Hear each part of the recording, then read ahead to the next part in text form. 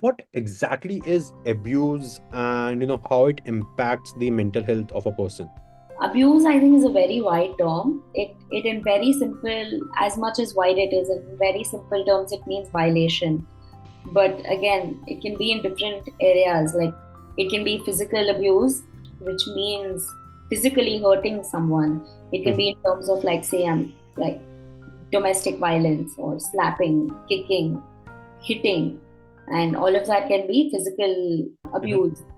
Now, there can be sexual abuse where there is sexual violation of a person. There can be emotional abuse as to how a person is abused emotionally, which impacts their self esteem, self confidence, their perception about themselves, and basically taking down a person to that lowest mental health capacity or quotient.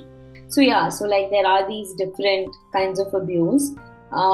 And I think each abuse do have like a very significant impact on a person in terms of if we talk about say physical abuse or like sexual abuse, it impacts a person's esteem and perception about themselves very hardly, also stemming from the societal norms as to what's right and what's wrong. So for example, if someone's been sexually violated, at least like until a little while ago and still existing in different families, sexual violation was not discussed. Because if discussed, it's the fault of the person, it's the fault of the victim. And that being said so many times, the person do ends up believing that. Like if I say the color of my hair, it's white, you'd be like, no, it's black. But then if I keep saying it again and again, it's white, you might end up thinking, okay, maybe I can't see the fact that it's white, it's not black, right? Mhm. Um, Mhm. Now you are questioning your ability as to like maybe you are seeing it wrong. And that's how impactful it is. Like you end up feeling that, okay, you're at fault and you might have misunderstood. Like it's because of you where you are right now and a lot of those things. Yeah, like your perception about yourself and also the kind of help that you receive in such situations plays a very important role. Not the right kind of help, not the right kind of support, also makes a person very helpless. Don't know what to do. And then they're forced to like probably be the Bahubali of their lives and get so strong that you know what, I will build so many walls around me that I'll be a tough nut to crack, right? Which is also not healthy Yeah. because here you're also like penting up a lot of emotions, and Yes. now you're just on a road to be the strongest person, right? But that's not how it works because as basic as you're human and you will feel other emotions, you will feel sadness, you will Yes. feel a lot more things. And also like support also talks about your social relationships, the trust that you can invest in people, families, parents, friends. I mean, if I'm not getting the support, can I really trust them? Or as basic as if my family is not supporting me, what support can I expect from outside? Because this was supposed to be the safety net, this was supposed to be the most trusted resource of my life. But then if I cannot trust them, how will I ever be able to trust someone outside that? So that's where it all fiddles. Self esteem, self confidence, self questioning, trust issues, harsh coping mechanisms. And Achal, this brings me to my next question. And before I really put it out, I do understand that human psychology is a really complex and very personalized thing to really navigate out there. One pill solution cannot fit all, and it requires a lot of in-depth understanding and study of any individual who is really looking to cope up with things. But on a certain generic front, I would like to ask these questions, understand majorly when certain individuals, be it during their childhood or the adult life, have gone through some traumatic experiences, could be certain form of abuse or any other form of a trauma that they have experienced in their life, they at times live within the confines of being victimized. They find it so, I will not say comfortable, but they find it so fearful to evolve from that place that they just build a different boundaries or different walls or different reasons to stay in that place, and are not ready to accept the evolution, or are not able to get that courage to really evolve from that place. So I have got 2 points on this. And just to add to the place where I'm coming from on this is a lot of Saas Bahu sagas, or the content that we get to consume on our OTTs and certain other places where we get to consume the content. They are just sort of aggravating these things by showing a lot of negative connotations within around these things. So my first question on this is, how can we, as people living around such individuals, extend that warm embrace for them to feel safe and act as a beacon of support for them, to help them start taking that journey towards a better individual for them? I think I would go back to you saying victimized mindset, Mm-hmm. and I would want to take away that label or that title, because I think that's a very strong thing for us to say. Because if they've experienced something, or if one person's experienced something in their childhood, it has been their lived reality, and it takes a lot to get out of it.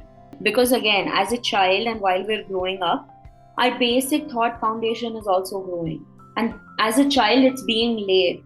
So what happens there leaves a strong mark for us, and maybe on that we end up believing certain things. We form our perspectives there, and several things like that, based on those traumatic experiences, based on that, like probably say if it's abuse, or if it's probably something as basic as being hit by a private tutor for not getting 95, right? Or probably family playing role in something, witnessing domestic violence at home. And these are several experiences of what a traumatic childhood experience can look like. Neglective parenting, ignorant parenting, and all of it. And I think the most basic thing that we can do in order to like be there is to just be there. Because everyone will come and say like, hey, listen, move on, it's fine, it's happened, but now you're in a better place, can you look, see, you have better people around and all of it. True, they have better people around. True, they are in a better position right now. But also the fact that if it was that easy and if it was in their control, they would have done that. Mm-hmm. The fact that something is so impactful, that which is remaining with them from their childhood to their adulthood, all you need to do is be acknowledging of the fact that, okay, listen, that was your reality, and we acknowledge that. That's it. And I think that is also what creates difficulty in people sharing these reality of theirs. The fact that if I share, will they understand, will they accept? What if they feel like a certain way about me, or probably what I'm saying? Why would they believe me? And things like that, right? Everything here talks about what they're looking for is just acknowledgement of whatever they've experienced. That Yep. basic acknowledgement of the fact that, okay, it makes sense you felt that way because that was your experience, that was your reality. Mm-hmm. Mm-hmm. And whatever it is, I'm here. I might not have lived that experience. I can't exactly know how it might feel being in your position, even right now, but I'm wanting to listen to it, and I'm wanting to know, like, or if as basic as just holding your hand can do something, just that. Anchal, and at the same time, when you talk about acknowledging things, and I believe acknowledgement is one of the biggest things that's lacking right now. A lot of people don't find that acknowledgement, with the traumas that they have gone through or the challenges that they have faced. It's either the continuous chatter of evolving yourself, coming out of it, being the stronger one, or the blame games that just start to put in picture. Now, nobody wants to be in that place, but things have happened. So at least acknowledge the challenge and the hardship the person is going through. Probably that could be the starting point.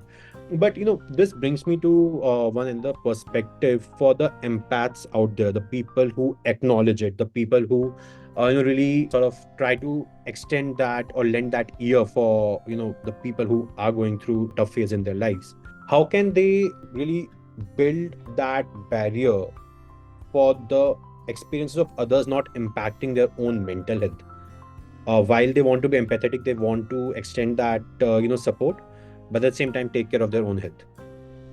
Yeah, and I think it's a very strong boundary that they have to create for themselves that, okay, I can give my hand, but I can give my hand as much as I can stretch.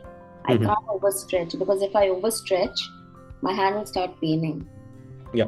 So I can just extend as much as I can, be it how short it is. अगर उतनी capacity है तो मैं उतना दूंगी, पर उससे आगे मैं नहीं कर पाऊंगी. But how as an individual I can realize these limits or define these limits? Is there, I understand it's subjective, but what are the pointers, identifiers that an individual can really look out for? Like you realizing that how strongly a person's sharing or a person's story is affecting you, Hmm. and if you'd want to be a part of that story, like probably if I end up sharing something that's extremely vulnerable and you're not in a position to hear that, but then also you being you being the empath, you being the person who's always been there for everyone, how can you say no to me and be like, hey Anchal, I don't want to listen to it, right? Because it's taking a toll on me and I cannot. But I think by doing that, you do a help to yourself, and you also do a help to the opposite person by making them realize that, okay, listen, checking in with the opposite person is also important. Like, can I share something like that?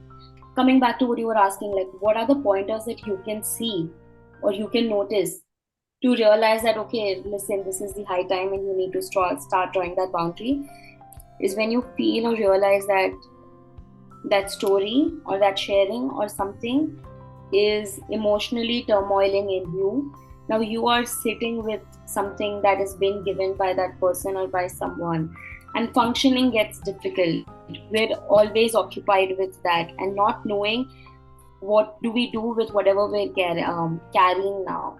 That can be like a small cue starter for you to see that, okay, for something like this, I'm not sure I have the bandwidth to deal with or to listen to, because maybe I've dealt with something similar, or because it takes me back to somewhere, or or it's too triggering, and it's fair. Thanks a lot for sharing that, Anchal. And this brings me to understand the need for detoxification actually. We live in a hustle culture. Majority of Indians and across the globe also, they live in families where the status quo that they have in the society has been earned through the hard work, sweat, and soul being put in. But the current generation is evolving. It's not only about hard work anymore, it's also about smart work, being aware about what's happening in our surroundings. With that comes in the need for detox, or the need to really acknowledge the fact that, okay, I need to take a break, I need to desaturate myself. What are your thoughts on this? I think again, this is a very strong societal narrative that has been built, that you need to hustle, especially younger people, people our age, people who identify themselves as millennials or Gen Zs right now, Yep. often been told that if you don't hustle now, other people are hustling and they will move forward and you Yeah. will stay somewhere behind.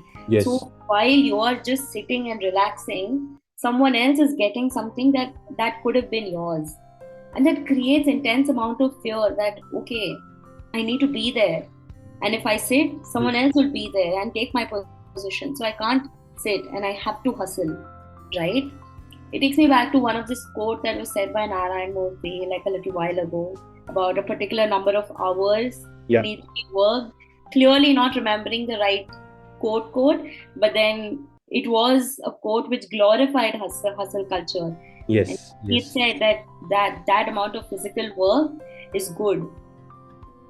I personally do not believe that. I do not glorify hustle culture at all, because it again, it takes you or it makes you work towards an idealistic goal that you need to hustle so that you are there. Hmm. Negating your realities, where exactly you are. Do you have the right resources to be there? Do you have, even if you have the right resources, do you have that ample amount of time to process those resources to be there, right? and how it takes a toll on your body. Your body is one of the wisest place you can be in. And if you don't give it a break, it'll find a way to give that break to you. Yeah. And I think the most relevant example that I can give is myself being someone driven by hustle culture for the last few months. As much as I don't glorify, there is this pressure that all of us are facing that, okay, we need to build because time is running and all of it. The last 4 months have been massive work, massive travel, and the travel has also been work. It's not been leisure travel. Last 4 months, it started since October, and it was till mid Feb that I touched down my base again in Hyderabad. I was constantly back to back to back to back. And because there was so much travel, I would miss out on work. And then those little 3, 4 days I would get, I would overwork, catch up with my clients, meet them, and all of that. Only to see that the last 10 days of February, I was hit by health so bad that I was forced to sleep on bed. There was no other option. Like, I could not move. So, which is what I say, like, if you don't give your body a break, your body will find a way to give you a break. And that might be very hard for you to cope up with. I totally agree on that. The body does send out signals to us, does send out, those symptoms or signs that you need to rest now or you need to listen to me. But if we consciously, ignore it, the body has its own way. The way nature has its own way to make a comeback, the body also has its own way to, Yes. to do it.